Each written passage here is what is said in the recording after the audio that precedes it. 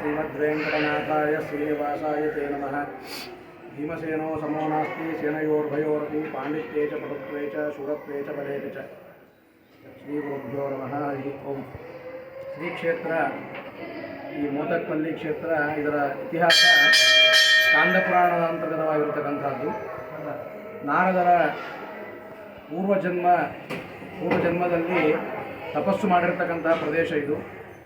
ಅಷ್ಟೇ ಅಲ್ಲದೆ ವಾಯುದೇವರು ತಿರುಪತಿಯ ಶ್ರೀನಿವಾಸನ ವಿವಾಹಕ್ಕೆ ಇದೇ ಮಾರ್ಗವಾಗಿ ಹೋಗಿದ್ದರಿಂದ ಇದಕ್ಕೆ ತಿರುಪತಿಯ ಪೂರ್ವ ಮಹಾದ್ವಾರ ಅಂತ ಕೂಡ ಕರೆಯುತ್ತಾರೆ. ಕಲಿಯುಗ ಪ್ರಾರಂಭದಲ್ಲಿ ಶ್ರೀನಿವಾಸ ದೇವರ ವಿವಾಹಕ್ಕಾಗಿ ವಾಯುದೇವರು ಮೊದಲು ಇಲ್ಲಿಗೆ ಆಗಮಿಸತಕ್ಕಂಥವರಾಗಿದ್ದಾರೆ. ಇಲ್ಲಿ ಋಷಿಮುನಿಗಳು ಅನೇಕರು ತಪಸ್ಸು ಮಾಡ್ತಾ ಇದ್ದರು. ಅವರು ವಾಯುದೇವರು ಕೂಡ ತಪಸ್ಸು ಮಾಡ್ತಾ ಇದ್ದರು. ಅವರಿಗೆ ಪ್ರತ್ಯಕ್ಷರಾಗಿ ವಾಯುದೇವರು ಅವರ ಇಷ್ಟಾರ್ಥಗಳನ್ನು ಪೂರೈಸಿ ಆ ಋಷಿಗಳನ್ನು ಕೂಡ ಆ ಶ್ರೀನಿವಾಸ ವಿವಾಹಕ್ಕೆ ತಿರುಪತಿಗೆ ಕರೆದುಕೊಂಡು ಹೋಗಿದ್ದಾರೆ. ಅಲ್ಲಿ ವಿವಾಹವೆಲ್ಲ ಆದ ಮೇಲೆ ಶ್ರೀನಿವಾಸ ದೇವರು ಕಲಿಯುಗದಲ್ಲಿ ಅವತಾರ ಇಲ್ಲದೇ ಇರೋದರಿಂದ ತಾನು ಶಿಲಾರೂಪದಿಂದ ನಿಂತು ಭಕ್ತರನ್ನು ಉದ್ಧಾರ ಮಾಡ್ತೇನೆ ಅಂತ ಶಿಲಾರೂಪದಿಂದ ನೆಲೆಸ್ತಕ್ಕಂಥವನಾದ. ತನ್ನಿಮಿತ್ತ ಇಲ್ಲಿ ತಪಸ್ಸು ಮಾಡಿರ್ತಕ್ಕಂಥ ಋಷಿಗಳು ವಾಯುದೇವರನ್ನು ಕೂಡ ಪ್ರಾರ್ಥನೆ ಮಾಡಿದ್ದಾರೆ. ನೀವು ಕೂಡ ಶಿಲಾರೂಪದಿಂದ ನೆಲೆಸಿ ಭಕ್ತರನ್ನು ಉದ್ಧಾರ ಮಾಡಬೇಕು ಅಂತ ಪ್ರಾರ್ಥನೆ ಮಾಡಿದಾಗ ಆ ಭಕ್ತರ ಆ ಋಷಿಗಳ ಒಂದು ಕರೆಗೆ ಹೋಗೊಟ್ಟು ವಾಯುದೇವರು ಇಲ್ಲಿ ಬಂದು ಶಿಲಾರೂಪದಿಂದ ವಿಗ್ರಹ ರೂಪದಿಂದ ನೆಲೆಸ್ತಕ್ಕಂಥವರಾಗಿದ್ದಾರೆ. 5,000 ವರ್ಷದ ಕೆಳಗಡೆ ಇಲ್ಲಿ ಉದ್ಭವ ಆಗಿರೋದು ಆ ಹನುಮಂತ ದೇವರು. ತದನಂತರದಲ್ಲಿ ಆಗ ದೇವಸ್ಥಾನ ಇಲ್ಲ. 1200 ವರ್ಷದ ಕೆಳಗಡೆ ಕಾಕಲವಾರದ ದೊರೆ ಲಕ್ಷ್ಮಣಪ್ಪ ಅಂತಕ್ಕಂಥವರು ಈ ದೇವಸ್ಥಾನವನ್ನು ನಿರ್ಮಾಣ ಮಾಡಿದರು ಅಂತ ಇತಿಹಾಸ ತಿಳಿಸ್ತದೆ. ಮತ್ತು ಇದು ಆಗ ಚಾಲುಕ್ಯರ ಕಾಲ, ಚಾಲುಕ್ಯ ವಿಕ್ರಮಾದಿತ್ಯನ ಕಾಲದಲ್ಲಿ ಸಾಮಂತರಾಜನಾಗಿರ್ತಕ್ಕಂಥ ಲಕ್ಷ್ಮಣಪ್ಪ ಈ ದೇವಸ್ಥಾನವನ್ನು ನಿರ್ಮಾಣ ಮಾಡಿದ್ದಾನೆ ಅಂತ ಪ್ರತೀತಿ ಇದೆ, ಸುಮಾರು 7ನೇ ಶತಮಾನದಲ್ಲಿ. ತದನಂತರದಲ್ಲಿ 400 ವರ್ಷದ ಕೆಳಗಡೆ ದೇವಸ್ಥಾನಕ್ಕೆ ದುಷ್ಕರ್ಮಿಗಳು ನುಗ್ಗಿ ಈ ದೇವರನ್ನು ಭಿನ್ನ ಮಾಡತಕ್ಕಂಥವರಾದರು. ಆ ಭಿನ್ನ ಮಾಡಿರ್ತಕ್ಕಂಥ ಅವಯವಗಳನ್ನು ಎದುರುಗಡೆ ಇರತಕ್ಕಂಥ ಪುಷ್ಕರಣಿಯಲ್ಲಿ ಎಸೆದಿದ್ದಾರೆ. ಮರುದಿವಸ ಅರ್ಚಕರು ಬಂದು ನೋಡ್ತಾರೆ, ವಿಗ್ರಹ ಭಿನ್ನ ಆಗಿದೆ ಅಂಥೇಳಿ ಈ ಕಡೆ ಇರತಕ್ಕಂತಹ ಇನ್ನೊಂದು ವಿಗ್ರಹವನ್ನು ಇದನ್ನು ಒಳಗಡೆ ಸ್ಥಾಪನೆ ಮಾಡಬೇಕು ಅಂತ ಇದನ್ನು ಕೆತ್ತಿಸ್ತಕ್ಕಂಥವರಾಗಿದ್ದು ಕೈಯಿಂದ ನಿರ್ಮಾಣ ಮಾಡಿರ್ತಕ್ಕಂಥದ್ದು.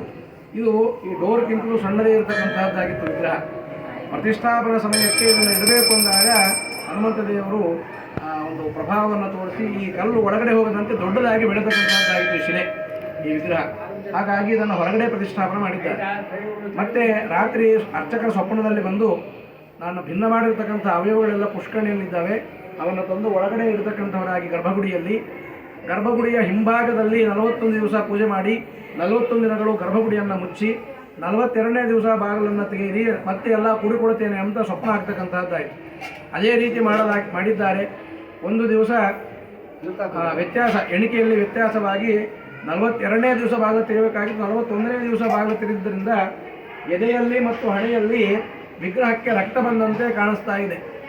ಆಗ ಮತ್ತೆ ಎಲ್ಲರೂ ಕೂಡಿಕೊಂಡು ದೇವರನ್ನು ಪ್ರಾರ್ಥನೆ ಮಾಡಿದಾಗ ಎದೆಯಲ್ಲಿ ನಾರಸಿಂಹ ಶಾಲಿಗ್ರಾಮವನ್ನು ಮತ್ತು ಹಣೆಯಲ್ಲಿ ವಾಸುದೇವ ಶಾಲಿಗ್ರಾಮವನ್ನು ಇಡಿ, ಅದು ಸರಿ ಹೋಗುತ್ತದೆ ಅಂತ ಹೇಳಿದಾಗ ಆ 2 ಶಾಲಿಗ್ರಾಮಗಳನ್ನು ವಿಗ್ರಹಕ್ಕೆ ಇಟ್ಟಾಗ ಅವು ವಿಗ್ರಹಕ್ಕೆ ಕೂಡಿಕೊಂಡು ಬಿಡತಕ್ಕಂತಹದ್ದಾಗಿದೆ. ಇವತ್ತಿಗೂ ಕೂಡ ಆ ಶಾಲಿಗ್ರಾಮಗಳನ್ನು ನಾವು ನೋಡಬಹುದು. ಎದೆಯಲ್ಲಿ ನಾರಸಿಂಹ ಶಾಲಿಗ್ರಾಮ, ಹಣೆಯಲ್ಲಿ ವಾಸುದೇವ ಶಾಲಿಗ್ರಾಮ. ಆ 41 ದಿನಗಳಲ್ಲಿ ಪೂರ್ತಿ ಎಲ್ಲ ಅವಯವಗಳು ಭಿನ್ನ ಆಗಿತ್ತು. ಆ ಎಲ್ಲ ಅವಯವಗಳು ಕೂಡ ಸಂಪೂರ್ಣವಾಗಿ ಕೂಡಿಕೊಳ್ತಕ್ಕಂತಹದ್ದಾಗಿತ್ತು. ಇದು ಅದ್ಭುತವಾಗಿರ್ತಕ್ಕಂಥ ಒಂದು ಮಹಿಮೆ. ಒಡೆದು ಹೋಗಿರ್ತಕ್ಕಂತಹ ಶಿಲೆ ಮತ್ತೆ ಕೂಡಿಕೊಳ್ತಕ್ಕಂತಹದ್ದಾಗಿದ್ದು ಇದು ಬಲಭೀಮೇಶ್ವರ ಶುದ್ಧ ಪೌರ್ಣಿಮಾ ದಿವಸ ಉತ್ಸವಾದಿಗಳನ್ನು ಮಾಡ್ತಕ್ಕಂಥವರಾಗಿದ್ದರು ಹಿಂದೆ. ಈಗಲೂ ಅದೇ ಒಂದು ಸಂಪ್ರದಾಯ ನಡೆದುಕೊಂಡು ಬರತಕ್ಕಂತಹದ್ದಾಗಿದೆ. ಮಾರ್ಗಶಿರ ಶುದ್ಧ ದಶಮಿ ಧ್ವಜಾರೋಹಣ ಅಂದರೆ ನಿನ್ನೆಯ ದಿವಸ ಧ್ವಜಾರೋಹಣ ನಡೀತಕ್ಕಂತಹದ್ದಾಗಿದೆ. ಮತ್ತು ದಿನಾಲೂ ಕೂಡ ಬೆಳಗ್ಗೆ ಮತ್ತು